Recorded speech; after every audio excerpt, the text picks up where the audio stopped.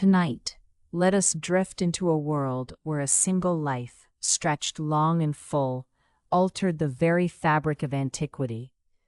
A world where Alexander of Macedon, the young king who wept for new worlds to conquer, instead lived to see his hair turn silver and his dreams solidify into stone and tradition.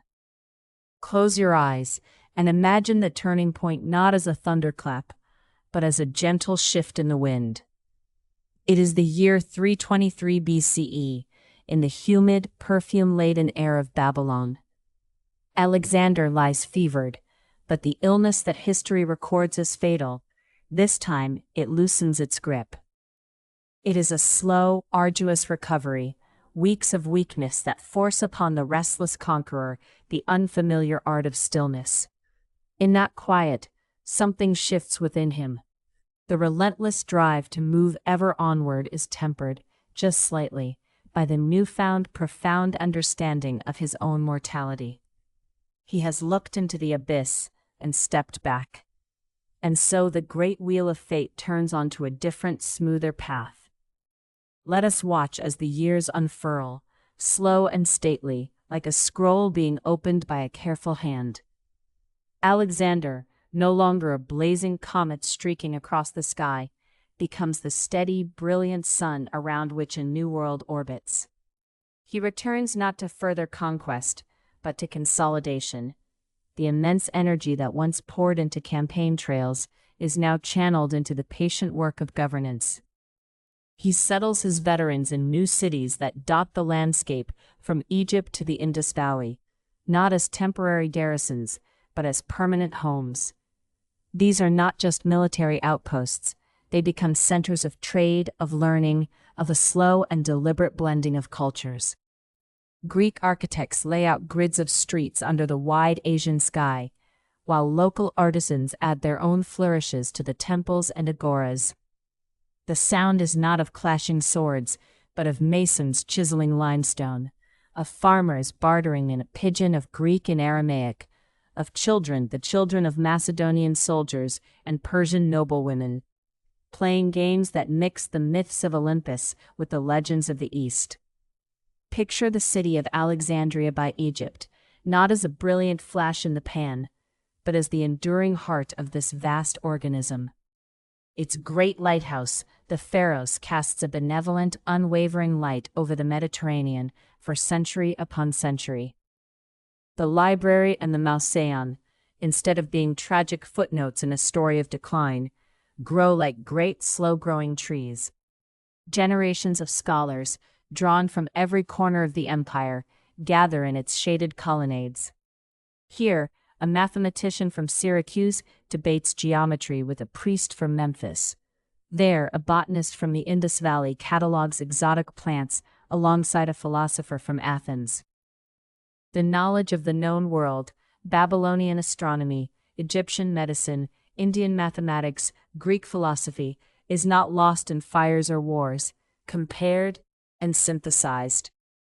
The air in the scriptoriums is thick with the smell of papyrus and ink, and the only sound is the soft, rhythmic scratching of styli on wax tablets, or the gentle unrolling of precious scrolls. And what of Alexander himself? As the decades pass, the young lion becomes an old fox, a figure of immense, settled authority. He rules from a rebuilt and magnificent Babylon, a city that becomes the true administrative nexus of the world.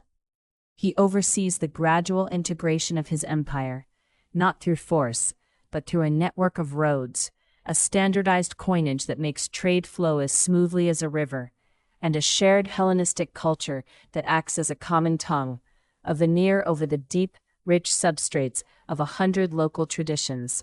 He marries his generals to daughters of the Persian nobility, and his own children, a blend of Macedonian and Persian blood, are raised to see the empire not as a possession to be won, but as an inheritance to be stewarded. Let us now step down from the palaces and walk through the streets of a smaller city, perhaps Antioch on the Orontes, on a warm afternoon 100 years after Alexander's eventual peaceful death in his sleep at the age of 72. We follow a young man named Lysias, a third-generation citizen of this bustling metropolis. His grandfather was a soldier from Corinth, his grandmother, a woman from a local Syrian tribe. Lysias is a glassblower, an artist whose craft is a perfect metaphor for this world. He takes the raw materials of different sands, heats them until they are pliable, and fuses them into something both strong and beautiful, something entirely new. Today he is working on a delicate amphora, its form classical Greek, but its decoration is a swirling, intricate pattern inspired by textiles from the East. The light in his workshop is golden, filtering through a window covered in a thin sheet of polished selenite. The heat from the furnace is a comfortable presence, like a sleeping giant. Lysias hums a tune as he works, a melody that would be unfamiliar to a pure-blooded Athenian or a native of Persepolis. It is a local folk song, but played in a Dorian mode. He is waiting for his friend, Darius, whose father is a Persian administrator and whose mother is from a Greek family settled in Babylon. They plan to go to the gymnasium later, not just for exercise, but to hear a traveling scholar discuss new ideas about the movement of the planets, ideas that combine the precise observations of Chaldean star watchers with the geometric models of the Academy in Athens. This is daily life. This is the quiet, unremarkable miracle of Alexander's long reign, a world where such a friendship, such a blending of thought and blood, is utterly normal. Centuries continue to turn, their passage marked not by the fall of kingdoms, but by the slow, graceful evolution of art and thought. The Roman Republic, rising in the West, encounters not a fractured, squabbling collection of Hellenistic kingdoms ripe for the picking, but a coherent, powerful cultural and economic sphere. There is no easy conquest. Instead, there is a long, complex relationship of trade, diplomacy, and cultural exchange. Roman architects are deeply influenced by the grand, harmonious styles of the East. Philosophers from Rome make the journey to Alexandria as a matter of course, to study and to learn. The Mediterranean world becomes a diarchy of sorts, two great pillars supporting a common, enlightened roof. Latin and Greek are both tongues of administration and literature, and the legions of Rome guard a frontier that is largely peaceful. Their soldiers as likely to be reciting Homer as marching songs. The great library of Alexandria continues to be the memory of the world, its collections expanding with every passing year. The works of geniuses that in our world were lost, the complete plays of Aeschylus, the treatises of Aristarchus on heliocentrism, the vast historical chronicles of Berosus, are preserved, copied, and studied. Scientific inquiry proceeds by increments, not by fits and starts.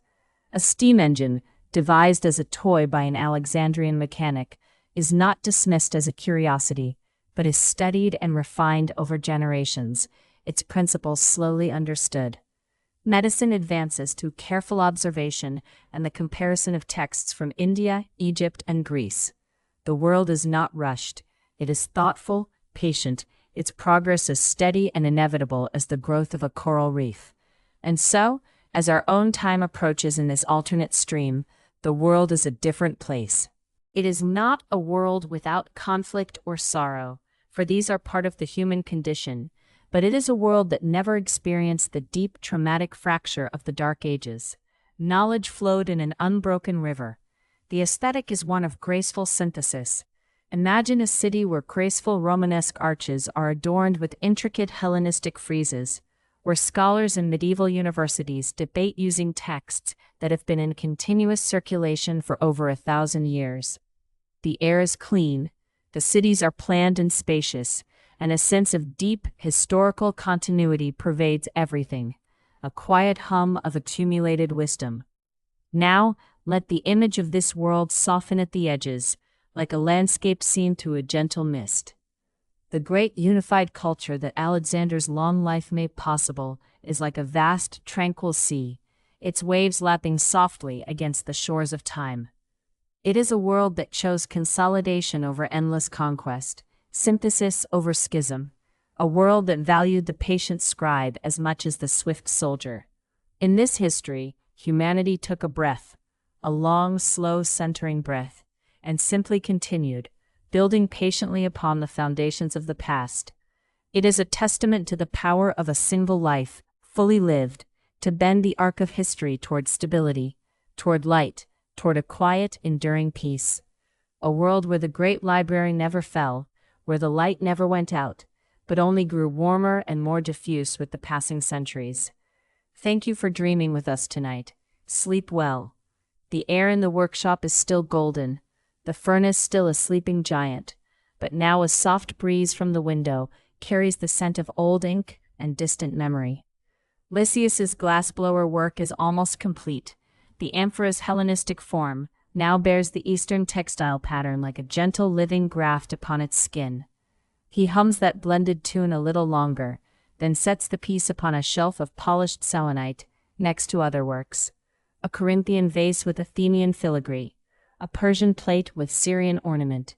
It is not a museum of artifacts, but a living catalogue of the world's aesthetic synthesis.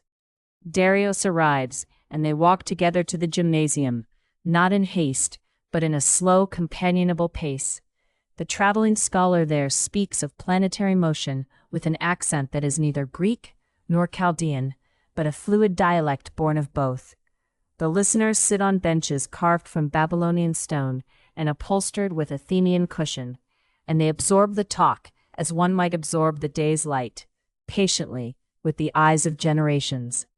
Outside, the streets of Antioch on the Orontes are quiet with the murmur of commerce. A merchant from Egypt trades grain with a merchant from Persia, using a coin that bears Alexander's face on one side and the seal of the Mediterranean Library on the other.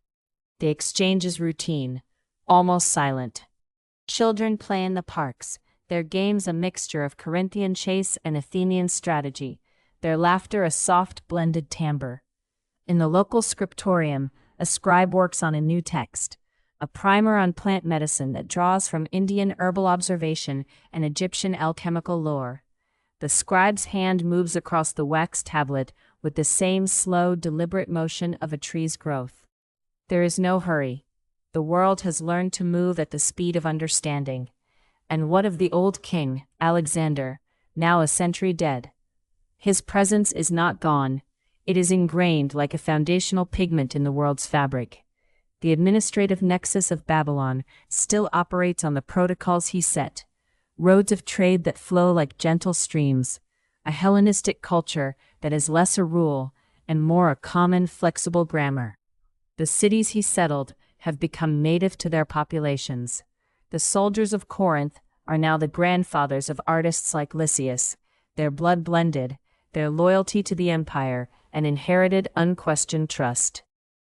The empire is no longer an empire of conquest, but an organism of cultural continuity. Its wars are few, its frontiers peaceful, its internal disputes the quiet friction of blending, not the violent clash of opposing kingdoms.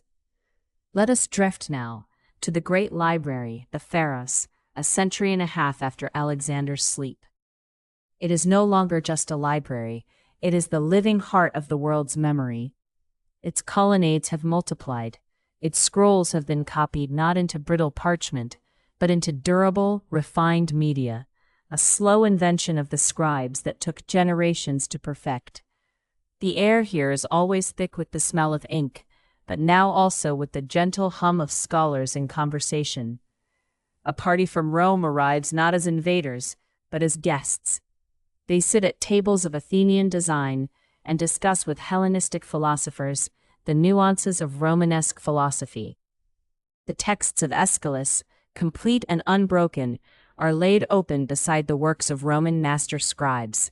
The two are compared, synthesized, and new scrolls are written, slowly, that note the syntheses. There is no ancient and modern division. There is a continuous, unbroken stream of thought. The Star Watcher records of Chaldean, which in our world were lost to the fracture, here are available, and they stretch across centuries, allowing the slow, patient deduction of planetary laws that in our timeline took leaps and guesses. In the medical colonnade, a healer from India studies the plant catalogs of the Indus Valley beside the alchemical notes of Egyptian physicians. The medicine that results is not a sudden revolution, but a gradual, sure improvement, a generational advance that saves lives without fanium. The steam engine, once a toy, is now a refined mechanism, its principles understood well enough to drive gentle machines in trade carriels. But the world is not in a hurry for steam. It uses it where it fits, in the patient work of transport and manufacture. The aesthetic is always one of appropriate pace, the right speed for the task, and most tasks are slow, reflective, and rich. Now let us imagine a day in the life of a scribe, perhaps 300 years after the turning point. We are in Babylon, but not the Babylon of conquest. This is the Babylon of administration, a city grown spacious and planned, its streets wide, its air clean. The scribe's name is Alexander, a descendant of a Macedonian soldier and a Persian noblewoman, blended by generations into a new, gentle breed. Alexander works in a scriptorium that is a quiet, shaded place, lit by the diffused light of the pharos through a ceiling of polished selenite. He is writing a chronicle, a history of the last 3 centuries, but it is not a history of wars and kings. It is a history of synthesis. He tells of the slow blending of Corinthian and Athenian aesthetics, of the patient trade between Egypt and Persia, of the continuous, unbroken advance of science. He writes with a styli that was invented in this world, a tool that allows a soft, continuous flow of ink so that the hand never leaves the wax. The motion is almost musical, a slow, rhythmic dance of script that matches the pace of the world. Alexander pauses, often, to consult scrolls from the library. He reads the complete works of Aristarchus on heliocentrism and compares them with the geometric models from Athens. He writes a synthesis, but he does not hurry. He lets the ink settle. He lets the thought mature. Around him the air is still golden, the only sound the soft scratch of his styli. Sometimes a philosopher from Rome visits, and they talk across the table. The talk is not a debate, it is a blending. The Romanesque ideas are another dialect in the common tongue, and Alexander listens, absorbs, and perhaps makes a note. There is no conquest, only the gentle, patient work of intellectual trade. Meanwhile, in the cities of the East, the Hellenistic culture has become native. The children of Macedonian soldiers are now simply the people of Antioch, of Alexandria, of Babylon. They speak a language that is fundamentally Hellenistic, but it has absorbed local words and grammars like a living organism absorbs nutrients. The folk songs are still played, but now they are part of a continuous musical tradition that includes Athenian melodies and Persian harmonies. The games in the parks have evolved, but they still bear the myths of Olympus and the legends of the East, now blended into a single rich set of stories. The great aesthetic of the world is one of graceful, patient blending. Imagine a city where the arches are Romanesque, the friezes Hellenistic, the ornament a local blend, and the whole lit by the steady, benevolent light of the pharos. Now, let us step even further, to the edge of the Mediterranean world, where it meets the rising Roman Republic. This is not a frontier of war, it is a frontier of exchange. The Roman Republic in this timeline does not find a fractured, squabbling collection of kingdoms. It finds a coherent, powerful cultural and economic sphere. The Hellenistic world is not ripe for conquest. It is a partner in a long, complex relationship. Trade flows across the frontier in a standardized coinage, and the diplomats are Hellenistic administrators who speak Latin as a second tongue. The soldiers of Rome guard the frontier, but their work is largely peaceful. They are as likely to be reciting Homer as marching songs. The two great pillars, the Hellenistic world and the Roman Republic, support a common, enlightened roof. The roof is the continuous, unbroken stream of knowledge, housed in the great library and its Romanesque counterpart, which has grown in parallel. The philosophers travel both ways, and the synthesis is continuous. In this world, the great fracture of the Dark Ages never occurs. The knowledge of the ancient world is not lost. It is preserved, copied, and built upon. The aesthetic of science is therefore different. It proceeds by increments, not by fits and starts. The steam engine is one example, Another is the slow understanding of planetary motion. With centuries of unbroken star watcher records, the laws of orbits are deduced with a patient, sure slowness that yields a deeper, more nuanced comprehension. The medicine advances without revolution, saving lives in a quiet, unremarkable way. The world is not rushed. It is thoughtful, patient. Its progress is steady and inevitable as the growth of a coral reef. Now let the image of this world soften further. The great unified culture that Alexander's long life made possible is like a vast, tranquil sea, its waves lapping softly against the shores of time. It is a world that chose consolidation over endless conquest, synthesis over schism. A world that valued the patient scribe as much as the swift soldier. Humanity took a breath, a long, slow, centering breath, and simply continued, building patiently upon the foundations of the past. It is a testament to the power of a single life, fully lived, to bend the arc of history toward stability, toward light, toward a quiet, enduring peace. A world where the great library never fell, where the light never went out, but only grew warmer and more diffuse with the passing centuries. But let us not end there. Let us drift a little further, into the quiet hum of the future. As the centuries turn into millennia, the world continues its patient synthesis. The Hellenistic and Romanesque cultures blend into a single, continuous tradition. The great library scrolls are now in a durable, eternal media, and they are studied by scholars from all corners of the known world. The air in the scriptoriums is always golden, the only sound the soft scratch of styli on wax. The cities are always spacious, the trade always smooth, the wars always few. The aesthetic is one of graceful, patient blending, a world that never knew the traumatic fracture of the Dark Ages, and so never had to recover from it. It is a world of light, of peace, of quiet, enduring continuity. A world where the great library never fell, where the light never went out, but only grew warmer and more diffuse with the passing centuries. Thank you for dreaming with us tonight.